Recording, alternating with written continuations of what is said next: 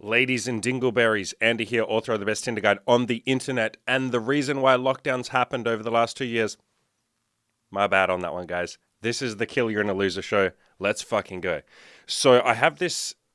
Let me fix my fucking jacket. God, this is going to piss me off so much. So you can tell this is going to be just an impromptu fucking casual chill video today, right?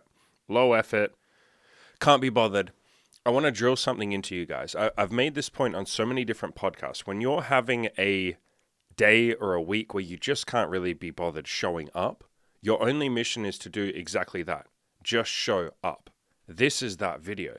There are plenty of times where I want to sit down and do a podcast, but I just can't be bothered. Or I want to sit down and do one of these videos, but I just can't be bothered. It's not, I'm not in the right mood. My headspace isn't right. I can't be bothered. You guys probably don't think about this much unless you're a content creator yourself, but sitting down and doing these videos takes effort. It takes effort to sit here and be coherent, try and have a poignant point, try and actually make a point, try and give some sort of value. That takes effort. It takes effort to give value. And there are plenty of times where you just don't really have much in the tank. I'm pretty exhausted after the last month where I hit the $50,000 goal. That took a hell of a lot out of me. And so I have less to give. What's important when you're in these moments where you have less to give, whether that's, whether your goal is going to the gym and losing some weight, whether it's getting girls, whether it's making money, whether it's getting over your depression, whether it's getting your headspace right and working on inner peace and happiness, whatever it is, whatever you're currently working on, maybe you're working on multiple things, there will be days you don't feel like showing up. There'll be days you just don't have much in the tank. The only thing that matters is that you show up anyway and just do something, anything. And that's what this video is. I've made this point quite a few times. I've had plenty of days in the past where I don't feel like showing up. I don't feel like doing a video or a podcast. And I sit here and I do it anyway and I see what happens. And 9 times out of 10, yeah, it's not the world's best bit of content. Maybe it doesn't change the fucking world and change your lives, but it's at least useful to you. You get some sort of point out of it. And more importantly, at least for me in this moment, I get something out of it. I'm doing this I don't do my videos for you guys. I've made that point in the past. Yes, I want to help all of you. I want you to all build amazing lives. Yes, obviously. But I do content because I want to do it. And any YouTuber or podcaster or whatever that says, I do content for you guys, so please like and subscribe and smash that like button so I can keep, ring the bell, ding-a-ling-a-ling-a-ling-a-ling, ring that bell notification. You got to ring that bell, ring that bell, ring that bell, smash that like button. Anyone who says that, they say, do that because then I can continue bringing you guys this content and I do this for you guys. I do this for you guys. No, you do it partly for the people watching, but you do it for yourself. You do it because you enjoy it. So at least be honest with yourself. So I am doing this for me. And one of the best things, the same as all of you, you guys go to the gym for you. You go and get laid for you. You go and make money for you. Even if in the process you are leaving other people better than you found them, you're improving lives. Of course, that's a side effect. The main reason we do anything is for ourselves. And so with that in mind, the point that I'm making is when I sit down here and I say, I'm just going to show up, I'm doing that for me. That's the nicest thing that I could ever do for myself, is to show up when I don't feel like it. If you guys are in the process of building an elite body, just show up to the gym 5 days a week. It's something I struggle with myself, like going to the gym. So I say, I'm just going to go to the gym. I don't care what I do when I get there. I'm just going to go to the gym 5 goddamn days a week. It's the nicest thing I can do for myself. So I really want to drill it into you guys. When you don't feel like doing something, show up anyway. I did have some other points that I was going to make, and we'll quickly go through those. I was having a chat with one of my friends. You guys will know him as Radical. And he basically said, well, I'm going to read out what he said, and he's cool with me. I said I was going to do a podcast on this. He said, I feel like you and I see a newbie, so someone who's new to self-improvement, and we're like, oh my God, this is so fucking exciting. This guy has so much room to grow and so much cool shit to experience. And sometimes I think I need to remind myself that that person feels hopeless, defeated, like they have so much work to do. And I said, yeah, often that newbie or the person who's at the start of their self-improvement, all they see is the mountain that they have to climb, all the goals that they have ahead of them that they haven't achieved yet. And they get overwhelmed. They see that mountain as scary or negative or bad or overwhelming or impossible. A lot of you guys see your goals as impossible. I had that. We all have imposter syndrome. I still have that. When I set a new goal, I see the mountain that I want to climb, and I'm like, I can't climb that fucking mountain. It's huge. How am I going to climb that goddamn mountain? But so I said to Radical, whereas we see that mountain or that future, the mountain, the future, as full of endless possibilities. And it's a weird position to be in as like a coach, or, you know, in Radical is a coach alongside me in my coaching program. So he gets it as well. It's a weird position to be in, like further up the mountain than most of the people who are coming to you, right? Like, I have achieved the things that you guys want to achieve. I haven't achieved everything, but I've achieved a lot of the goals that you guys want to achieve. And so is Radical. And so it's a weird fucking position, because people do come to you going like, man, I can't climb that mountain. And you're up the mountain, not at the top of the mountain, but you're up the mountain, and you're yelling down like, bro, it's easy. Just like walk up that hill. Look, walk up the path. And they're like, I can't walk that path. And you're like, bro, look, I literally just did that like 6 months ago. Just come up. Hurry up. Just come up. Come up here. It's cool. Like, we're all hanging up here. We're having a party. Bro, we want you to come.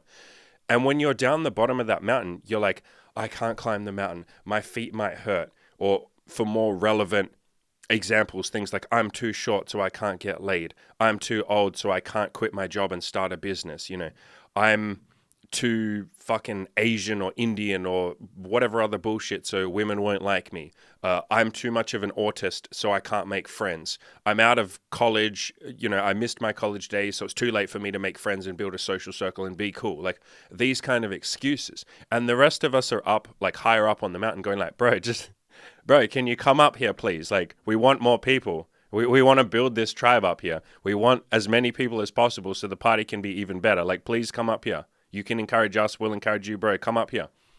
And you're sitting at the bottom of the mountain going like, no, it's not going to work. I can't do it. Like, I'm not good enough. And we're like, bro, we weren't good enough, but we just climbed the mountain anyway. Just come up. Hurry up. Come up. And it's I swear to God, like half of what I do, or maybe 99% of what I do is just telling people like, it's okay. You can do this. I promise. Come on. Everything will be okay. Just do it. Like, yes, I give actionable advice. Yes, like most of what I'm giving you guys is actionable advice. But the point of the actionable advice is to show you that you can do it too. It's to give you permission. I swear to God, like 99% of a coach's job or a content creator's job, someone who's trying to push you, is giving you permission.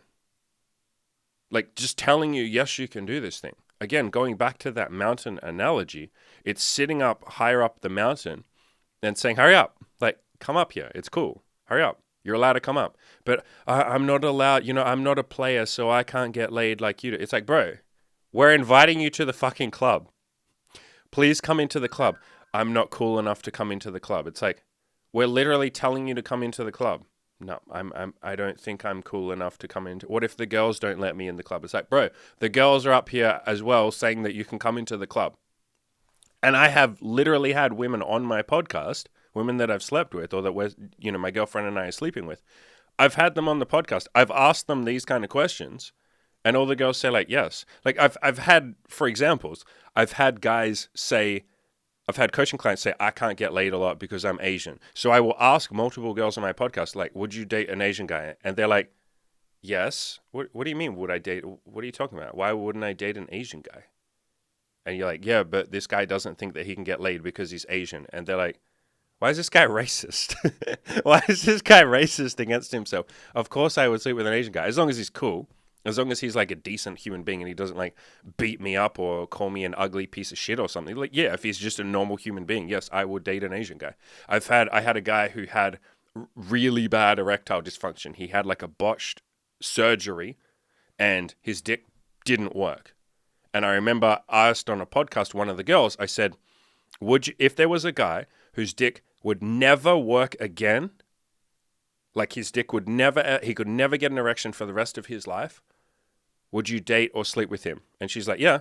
Like, she answered without a hesitation, like without a second's hesitation. She just immediately like, yeah, as long as he did other stuff in the bedroom. Like, as long as he went down on me, as long as we had toys, as long as he cared about my pleasure, as long as we cuddled, as long as he made out with me, as long as he made me feel like a woman and made me feel good. Yeah, I don't care if his dick doesn't work.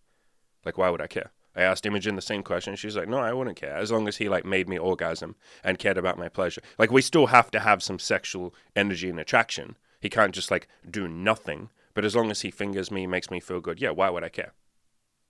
I myself dated Imogen and I slept with a girl who was like, she had, I can't remember what it's called, but I call it sore pussy disease or sore pussy syndrome. It's not a disease, it's a syndrome. I'm sure someone listening knows what I'm talking about, but it's basically where your vagina, the inside of your vagina, is like hypersensitive to the point where it's too sensitive and it almost hurts. And so she basically couldn't have sex. And I also couldn't finger her. We couldn't finger her. You could lick her very gently around the outside of her pussy, and that would feel amazing. She could come from toys, but like you couldn't put anything inside. And this is like a well-documented syndrome. Like there are plenty of women that have this. It's reasonably rare, but like there's enough women that have this. And I wish I knew the name, and so it wasn't just like sore pussy syndrome. But yeah, you basically can't have sex. And so I was like, well, fine. You're just going to like give me blowjobs. You can give me hand jobs. I can grind on you. I can tie you up. We can do all that kind of shit. I wasn't massively into BDSM at that point in time, but like, there's a million other things that we can do. Like you can make out with me. You can get me out. Like, why do I care that I can't fuck you? Plus I can fuck your ass. We can have anal sex. Like even without the anal sex though, it's like, why would I care? We'll just do all the other shit. As long as you still want to satisfy me. And as long as you yourself can still enjoy the sexual energy and all of that kind of shit, why would I care that I can't stick my dick in your pussy?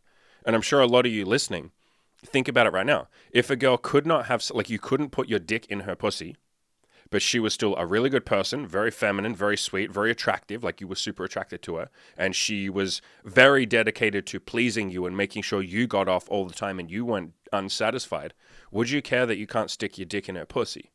You probably wouldn't care. Some of you might care, fine, for procreation reasons. But by the way, there are other ways to make a baby without sticking your dick in a pussy. So let's say that's still handled. Would you care? Leave a comment below. I'm genuinely curious. A lot of you would probably say like, no, I don't think I'd care. Like as long as she still did all the other stuff, I wouldn't care. And so flip it around. Why would girls care that your dick doesn't always work? Or maybe your dick never works. And so I went on a long tangent here, but the point that I'm getting to is, what the fuck point was I making with that dick story? Someone rewind the tape and tell me what the fuck. This is why I need Imogen here sometimes, so I can say, what tangent did I go off on? I do this sometimes with my coaching calls. I go off on this really long tangent and like make this really strong, like important or a point that feels important to me. I'll say the point and then I'll be like, bro, what was I trying to tell you? And then they have to rewind and I'm like, fuck yeah, that's it. Okay, this is the point. And they're like, yeah, good point, Andy. You're a great coach. So I need like a rewind. I need like a save system. Anyway, I'm sure there was a great point in there. I'm sure there was a coherent point. Everybody pretend there was a coherent point. Smash that like button, subscribe and ring the notification bell if there was a coherent point. If there wasn't, unsubscribe from the channel and never watch a video ever again. There you go. That's my fucking challenge to you guys. But I'm sure there was a good point there. The point is with the mountain, climbing the mountain, you're allowed to come up here. Yeah, I think that was the point. That sometimes we say that girls won't want us to climb the mountain. Like we put false barriers in our own way. And we say, other people are going to gatekeep the mountain. I can't climb the mountain because I'm not a player. Or I can't climb the mountain because I'm too old. Or I can't make a lot of money and climb that mountain because, I'm stuck in my job and I need to pay the bills. Or I can't climb the mountain because I can't start a YouTube channel, which I've always wanted to start because YouTube is oversaturated. It's like, guys, something being saturated or oversaturated, which by the way is an invention. It's a bullshit term that people make up. Even if something's oversaturated, it's not binary. Yes, YouTube is pretty saturated, right? That doesn't mean that no one can ever start a YouTube channel ever again until the end of time and make money. Oversaturated does not mean 100% completely saturated and cannot fit another thing in. No. You can start a YouTube channel. You can make money. You can go and talk to girls. You can build an amazing social life. You can lose a bunch of weight. I'm too old and, I can't lose weight. Too old? What the fuck? You're too old when you're dead. When you're dead, yes, you can say, I probably can't lose weight now. Or if you're on your deathbed and the doctors say you have 5 minutes to live and you look inside your own body, you feel it and you go like, yeah, I can feel that I'm about to fucking die. I'm literally going to die in the next 5 minutes. Like I've got like 10 breaths left and then I'm done. Yeah, at that point, maybe it's too late. Even then, you probably still lose weight. Flap your arms a little bit. You've technically lost 0.0000001 pounds of weight. So nothing is ever impossible. But we gatekeep our own self-improvement. We put these barriers in our own way and have these like weird limiting beliefs and these stories that we tell ourselves of, I'm too old, I'm too this, I can't climb the mountain because it's scary, or I can't climb the mountain because there's too much to do. If there's too much to do, stop seeing everything that you have to do. I had this exact conversation with one of the guys in my coaching group literally today, this morning, where he was sitting there, well, last night, I should say, he was sitting there like stressing himself out and going like, man, I got all this shit to do. I got to do this and this and this. And I was like, stop living in the fucking future. And he's like, future predicting, which a lot of us do. We call that worrying. Do you know what worrying is? Like when you sit there and worry like, oh, this might happen or that might not happen, or I might fail or I might get rejected, or, you know, this bad thing will happen. We call that worrying. What it's really doing is you trying to predict the future. You're trying to predict the future. Do you have a crystal ball? Are you God? Are you the universe? Are you whatever fucking thing you want to call it? Like, can you predict? Are you omniscient and omnipresent? Omniscient. Can you predict the future? No. When you sit there worrying, you are convincing yourself that you have predicted the future. Like you are when you sit there and worry that like girls are going to reject me, or I'm going to start a business and I'm not going to make any money, that's you living in the future. You've projected a future. You've invented a future. You've transported yourself to that future, and then you're sitting there in your make-believe future going, yeah, man, this is going to suck. It's going to hurt so bad when I get rejected. I'm going to feel like an idiot. I'm going to have no friends. No one's going to give me money when I start my business. I'm going to feel like the biggest failure ever. Then I'm probably going to feel even worse, and I'm going to hate myself worse and worse, and I'm going to spiral, and I'm going to self-medicate. Man, I'm going to go into such a dark place. You're living in a future. A future you fucking made up. All futures are made up, by the way. I hope you guys can understand that concept. If you can't, I'll try and unravel that for you. But any future, the future hasn't happened yet, yeah? We all agree with that concept. The future is not here yet. Literally. Like, I can't jump ahead right now 10 minutes and be living in the future. I have to sit here for 10 minutes and wait for that moment. Yeah? Like I can't live in the future. Now, I don't know what will happen 10 minutes from now. I can make some reasonable predictions. Like 10 minutes from now, I'll probably have finished this podcast, or maybe I won't have, but like I'll be starting to wrap up. 20 minutes from now, I will probably be spending time with my girlfriend, Imogen. She's coming over. We're going to go out and go for a walk and shit. So 20 minutes from now, I can probably say I will be walking with Imogen, but I can't know that for sure, can I? Imogen might be late. Imogen might come in and go like, hey, I just need to do my hair and makeup before we go out. And then I have to sit there. And then we're not out. I was wrong. My prediction was wrong. Now, if I try and predict further into the future, the further I try and predict, the more wrong I am.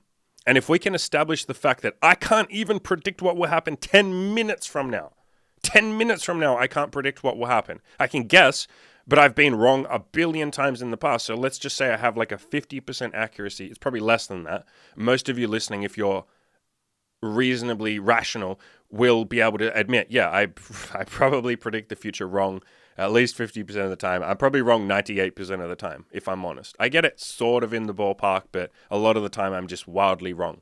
And so if you can't predict 10 or 20 minutes in the future, why are you trying to predict 3 months, 6 months into the future? Why are you trying to predict, yeah, if I go all in and try and get laid a ton, it's going to fail and girls are going to reject me and I'm going to look like an idiot and I'm going to feel worse about myself and I'm going to spiral? That won't happen for 6 months from now. You are sitting here predicting the future 6 months in the future when you can't even predict 10 minutes from now.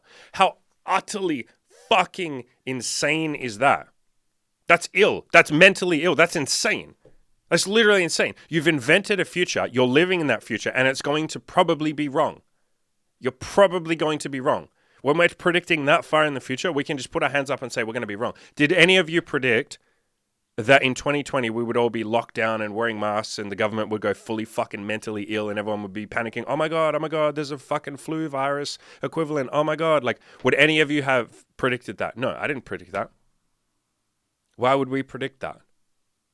How would we predict that? Like, how could you possibly have predicted that? That came out of nowhere. Shit like that happens all the time. Do you think people predicted wars that happened?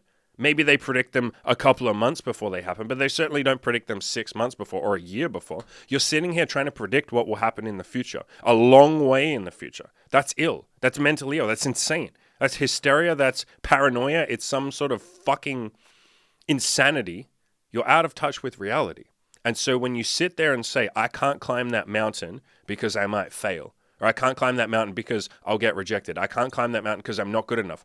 How do you fucking know you can't climb that mountain? You haven't tried. And your future predicting, which we've just established, is insane because you're probably going to be wrong.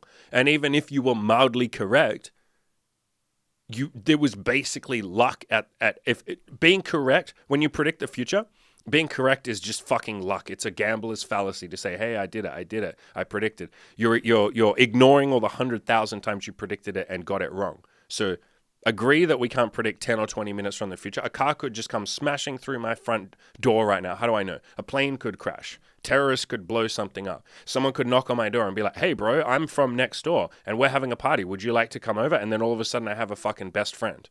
The police could knock on my door and say, hey, bro, I'm really sorry. I would hope the police wouldn't say, hey, bro.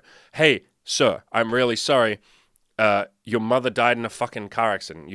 Whatever. Like, I can't, life is unpredictable. I can't predict 10 minutes into the future. I can have a decent guess and be right some of the time or a lot of the time, but I can't 100% predict. And I certainly can't predict 6 months in the future. So sitting there, living in this future is the definition of insane. So when you worry and try and talk yourself out of, or allow yourself to be talked out of your future goals and giving things a shot because you're worried about the future, that's insane.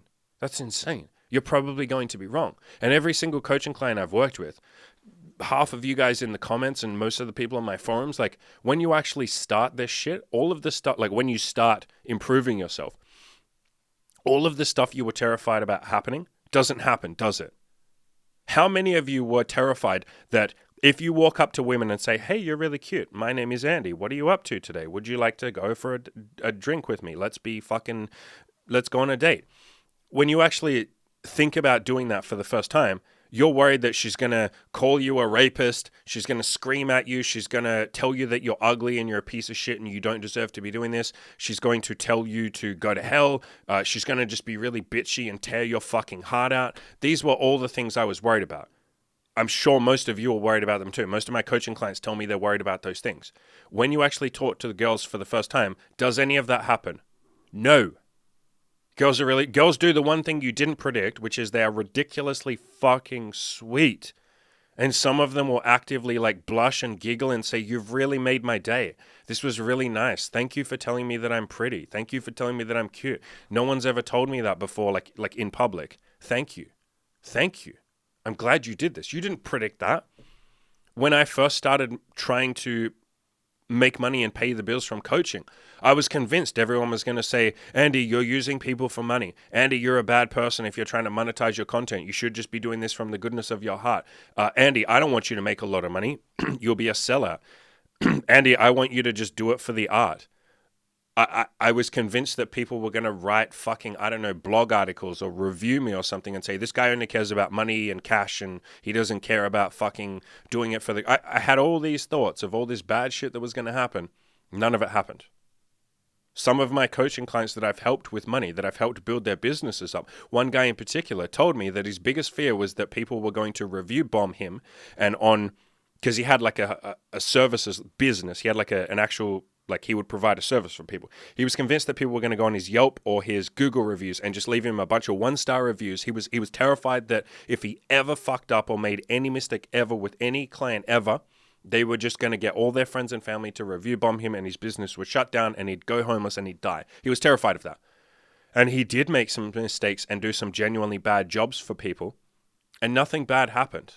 Those people were unhappy. Some of them left a 1-star review. He reached out to them. He said, I'm so fucking sorry. Let me fix this. I want this to be fixed. I'm going to come and fix it for free. And I'm going to do a 10 times better job than we did the first time. And I'll also give you a free extra service on top of that, blah, blah, blah. He does that. The people are like, you know what? 5-star review. You fixed it for me. 5-star review. There you go. Or they at least took down their 1-star review and didn't give him a review at all. And so it's like the thing that he was worried about didn't happen. When some of you are sitting there going, I don't want to go to the gym. One of the girls that we're sleeping with right now, she came to us in the first couple of weeks of us seeing her, and she said, I really want to work on myself. I'm inspired by your story, Andy, and Emmy's story, because she's read some of my websites. She read my transformation, and she saw how I lost weight and got good with women and got laid and made money and all of that.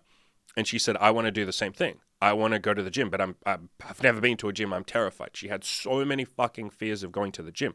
I did too. Me, Andy, when I first went to the gym, I was terrified. A lot of you, the same thing. And so we have these fears. We live in this fucking future. We try and predict this future of, if I go to the gym, all the big buff fucking guys are going to tell me like, oh, you're a little Weasley nerd. You shouldn't be here. All the women are going to laugh at me and judge me. Everyone's going to look at me and tell me I'm doing the exercise wrong. People will literally stare at me when I'm trying to fucking bench press and I'm all wobbly and I don't know what I'm doing. People are going to stare at me and be like, wow, look at that turbo virgin ultra nerd, mega fucking loser. You're worried about that shit. I was too. None of that happens. We live in this future, this hysterical, imagined, fantasy, fake, insane future of everyone's going to laugh at me and hate me, and it doesn't happen. That never happens. Ever. Ever. And even if one person is ever mean to you, which is so fucking rare, by the way, the number of girls that have been mean to me when I hit on them is like 3 in my whole life, ever. When it does happen, you're like, whoa, this is so out of the blue. This is so unusual that you feel empathy for them. You're like, man, this person's probably having a really shit day.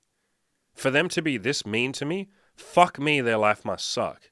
I hope that they get their shit together. I wish there was something I could do to help. I'm not going to, because they just insulted me, and I don't think they're open to my advice. And I don't think if I try and give them advice that it will go down well. I think they'll just tell me to fucking die. But man, I wish there was something I could do, because it's so rare.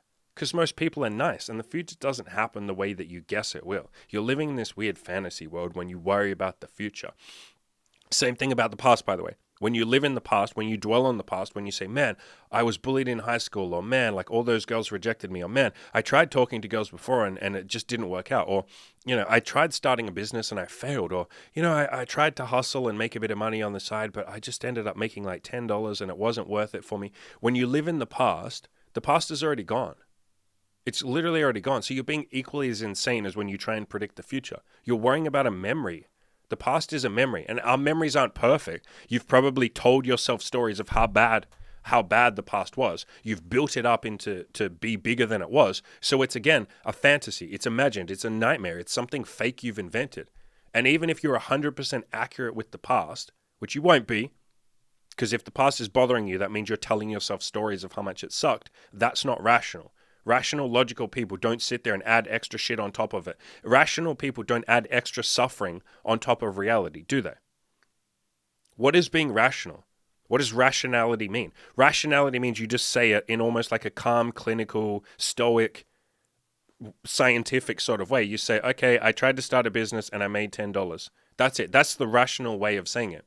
But you're adding extra emotional shit on top of it, extra suffering. You're telling yourself stories of how much that sucked. I tried to start a business and I only made $10 and that was really embarrassing and it made me feel shit and it lowered my self-esteem and I felt like an idiot and I was worried and I don't want to do it again. You're adding emotion on top of it. How is that rational? That's insane. You're telling yourself fake stories of how much it sucked.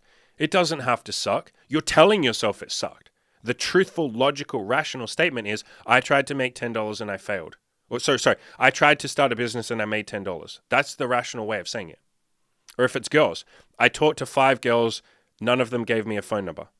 That's the rational way of saying it. But instead, you tell yourself, I talked to 5 girls and, it just didn't work out. It was really hard for me. And, I didn't get any phone numbers and it really hurt. It made me feel bad. You're being irrational. You're being insane. You're adding extra suffering on top of that truthful statement of, I talked to 5 girls and 0 of them gave me a phone number. That's the only thing that happened. I talked to 5 girls, got 0 numbers. That's the statement. That's the rationality. And so when you sit there and add extra shit onto the past, or when you try and predict the future, you're being insane. I hope we can all agree the only actual moment that exists is this right now. Yes, there will one day be a future. Yes, we all agree with that. But the future is not going to be the way you predict right now. You can't predict what will happen in the future. You can make a decent guess, and sometimes you will be mostly correct. Sometimes every now and then you'll be 100% correct. Good job. But the fact that you can't always 100% predict the future means that when you try to, At best, you're just guessing. So that future that you're imagined, we can't be 100% certain that it will happen, can we? Again, if you try and tell me what will happen 20 minutes from now, like do that as an exercise if you guys want to. Sit there and try and predict 20 minutes from now. Do that like 5 times, 10 times a day. Do it for a week and then tally up how many of the times you got it correct and how many times you were like kind of correct and how many times you were just flat out fucking wrong. You know, like you said, okay, in 20 minutes from now, I'll be going out for a walk. And then your mate called you and you got distracted and you talked on the phone for half an hour. And then you went, oh, fuck, man, I said I'd go for a walk, but I was on the phone to my friend. Okay, I'm fucking wrong. That was wrong. That was so wrong. Or you go for a walk and then you kind of like go to a supermarket to grab a drink while you go for a walk and you end up being in the supermarket for 15 minutes because you got distracted by something. Fuck, I said I was going for a walk, but I'm in the supermarket. Fuck, okay. So tally up how many times you're wrong and you're going to see that you're wrong most of the time. And so if you're wrong, if you can't predict the future doesn't exist. Or at least the future that you're guessing won't happen that way. So we can just agree that we have no way of knowing what the future will be. So therefore the future is not a tangible thing, not yet until we get there. So there is no future. And even when we get there, that's called the present, motherfucker. So the only thing that fucking exists is the present. There is no past. It's just stories and bullshit that you've told yourself. It's a memory. And you usually add extra shit on top to make it unrealistic and emotional and, oh my God, I suffered. Oh my God. Like, it's a fantasy. The future you can't predict. The only fucking thing you have control over, the only thing that exists is right now, this moment. This, right now, as I'm talking to you, is all that exists. 10 minutes ago, I said to you guys, in 10 minutes, I'll probably be finished this podcast or at least really close to wrapping up, and then I'll be spending time with Imogen. I'm still sitting here talking. I was wrong. And I tried to guess as good as I could. I'm still sitting here. I couldn't have predicted that I would go off. I would be talking about all these subjects and still be talking, could I? I couldn't predict 10 minutes into the fucking future when I should know roughly how long I'm going to talk for, shouldn't I? You would assume that I could know how long I'm going to talk for, but I still couldn't predict. So there is no future, or at least not the way you guess it will happen. There is no past. It's just a memory and extra shit you've added on top. Like you don't have a realistic view of the past. So there's no realistic past. The future hasn't happened yet. This is all we have right now, this moment, the present. So when you're sitting there looking at the mountain ahead of you and going, man, I don't know if I can climb that mountain. I don't know if I can get laid a lot. I don't know if I can have a threesome. I don't know if I can make a lot of money. I don't know if I can have a lot of friends. I don't know if I can be happy. How do you fucking know? You're doing that fantasy thing of living in the future. Why don't you just live in the now and say, what can I do right now? I've said so many times, one of my biggest philosophies is ask yourself the question in every moment, what can I do right now? You can also say, what do I want to do right now? But what can I do right now is a pretty good way of phrasing that. That's all you ever have to do. If you want a successful life, just say, what can I do right now? And then do it. I talk all the time about just take baby steps. Just do what's right in front of you. There is no future. The past is just a fucking memory. The past is already gone. Even if you're 100% accurate about the past and you're not adding extra suffering on top, it's still gone. You can't go back and access it. All you can do is think about it. You can't go forwards. So all there is right now. Take baby steps every little moment and make something amazing. Build an amazing life. I'm also going to show you guys, I'll put it on screen right now. I'm going to edit this video and stick it over the top through the magic of post-production. It's 4th of July for a lot of you American guys by the time I release this. Actually, I'm releasing this on 4th of July. I'm recording this on 4th of July. On the screen right now, you can see these beautiful pictures I took with one of the girls that we're seeing. I don't know why we took these pictures. We just sort of like had this idea. We went to like a thrift store, or non-American people, we call them op shops. And we bought all these weird costumes. We bought the hat first. We bought the pants. And we kind of thought like, oh, it's like American. Maybe we should, I don't know. We just thought like we should do an American themed photo. And then as we're taking the photos, Imogen is like, hey, you know it's 4th of July? Like, in a couple of days. And I was like, holy fuck, I didn't even like realize that, because 4th of July obviously is not even talked about outside of America. It's only you Americans that talk about it, obviously. And so she was like, look at the timing. The timing's amazing. So I was like, fuck yeah. Okay. Like I'm going to show this on the 4th of July, I'm going to have a podcast and I'm going to post in my coaching group, and maybe I'll post on the forums as well and a couple of other places. I'll post these weird little photos that we took. So I hope you guys get a kick out of them. I have no idea what the fuck the concept was, but At some point I was like, yo, I should ride you like a horse. And she was like, okay, you can sit on me. Like, and then we added the ball gag, we added the handcuff and chains, like whatever. It's a bit of fun. Hope you guys like it. On top of that, I will give a little shout out to my coaching. So if you want to build an amazing, elite, sexy life where you get to sit on girls and put 4th of July photos up on 4th of July and handcuff and gag and chain them and have threesomes and make money and all the cool shit that I do, hit me up for coaching. I got group coaching, one-on-one coaching. I will kick your ass into gear. One of the guys in the group recently has been absolutely fucking killing it. Lost his virginity, started getting laid more. Super fucking happy for the guy. So I'll leave a link in the description below to that. And as always, guys, go out and crush your goals, but live in the present. Yes, have goals of things that you're working towards. Have those mountains that you want to climb. Of course, that makes life exciting, makes it fun. You probably get depressed if you don't have any goals or any motivations or any ambitions or anything like that. I'm someone that has a lot of goals, but live in the now when you have those goals.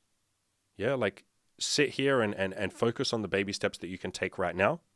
Ask yourself that question of what can I do right now? And don't look all the way up the mountain and get overwhelmed. Just look down at your feet at the next step that you have to take, and just trust that if you take enough of those steps, you'll suddenly look up and be like, oh, fuck, I'm up the mountain. You'll look down, you go, holy shit, how did I climb all that way?